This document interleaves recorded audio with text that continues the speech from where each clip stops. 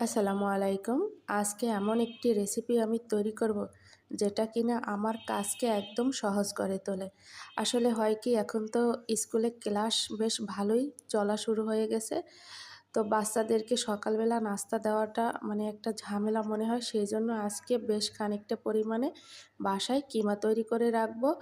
আর chicken কিমাটা তৈরি করে রাখলে আমার বেশ অনেকখানি কাজ সামনে এগিয়ে থাকে। কারণ সকালবেলা ঘুম থেকে উঠে কিন্তু অনেক তাড়াহুড়া লেগে যায়, যার জন্য কাজ নিয়ে একটু কষ্ট হয়। তো আজকে আমি মুরগির মাংসের কিমা তৈরি করব। তো সেজন্য পেঁয়াজের সঙ্গে কিন্তু খুব সুন্দর করে তেল আর পেঁয়াজ ভেজে নিয়েছি। এরপরে সবজি দিয়েছি গাজর কুচি আর মটরশুঁটি।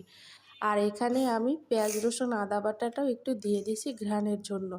আর আপনারা এখানে চাইলে যেকোনো সবজি ব্যবহার করতে পারেন। তো যে বাচ্চারা সবজি খেতে চায় না, তাদেরকে কিন্তু এরকম মাংসের সাথে সবজি খাওয়ানো যায়। তো আমি কিন্তু এই কিমাটা তৈরি করেছিলাম মুরগির মাংস শুধু লবণ দিয়ে সেদ্ধ করে নিয়েছি।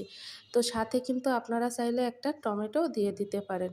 তো আপনাদের আপনাদের পছন্দ মতো সবজি ব্যবহার করতে পারেন। তো আমি এরকম তৈরি করেছি।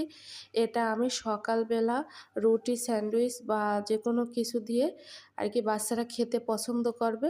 আর কাজ কিন্তু আমার একদম সহজ হয়ে যাবে। কারণ সকালবেলা কিন্তু ঘুম থেকে উঠে স্কুলে যাওয়া অনেক ঝামেলার হয়ে যায়। তো তাই জন্যই এই রেসিপিটা আমি তৈরি করে রেখেছিলাম।